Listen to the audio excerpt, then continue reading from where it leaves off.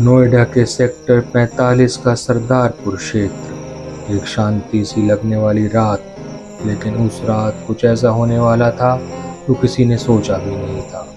मनीषा चौहान, एक 22 साल की युवा महिला जो जिंदगी को नए सपने देने निकली थी, उसी रात उसके जीवन की आखिरी रात बन गई। रात की स्याही में घनी धीरे धीरे सुबह की हल्की रोशनी में खुल रही थी।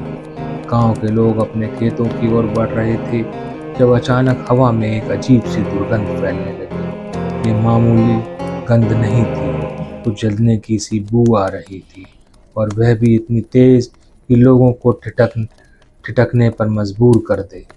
गांव के शमशान घाट के पास बना एक कूड़ा घर, जहां अक्सर लोग अपना कचरा फेंकते थे, वहीं से वह बदबू आ रही थी।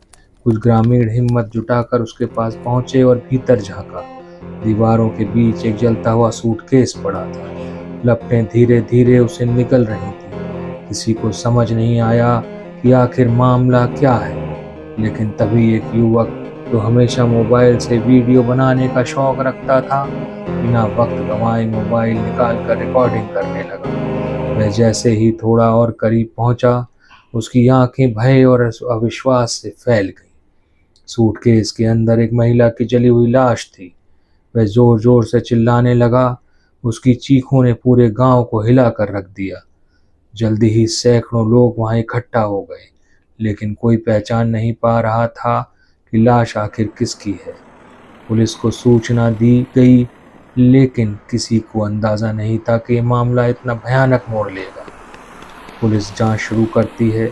गांव के लोग चर्चा कर रहे थे, आखिर कौन होगी वह लड़की, क्यों इसे इस तरह जलाकर मार दिया गया।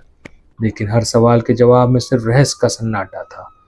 फिर पुलिस को एक बड़ा सुराग हाथ लगा, सीसीटीवी फुटेज। उस फुटेज में एक हरियाणा नंबर की स्विफ्ट डिजायर कार दिखी, जो अंधेरे में उसी रास्ते से गुजरी थी। पुलिस ने जब गाड़ी नंबर ट्रेस किया तो मामला उलझ गया। गाड़ी का मालिक तो और कोई नहीं, उसे बताया गया कि रिश्तेदार है, पवन, जिसने कार उधार ली थी। अब पुलिस के निशाने पर था पवन, लेकिन जैसे ही पुलिस उसके पास पहुंची, पवन ने भागने की कोशिश की और फिर बंदूक निकालकर फायर कर दिया। जवाबी फायरिंग में गोली उसकी टांग में लगी और वह जमीन पर गिर पड़ा। अब पुलिस के पास उसके झूठ और साजिश को खोलने का मौका था। सच सामने आया तो सबके पैरों तले जमीन खिसक गई। यह एक खौफनाक प्लान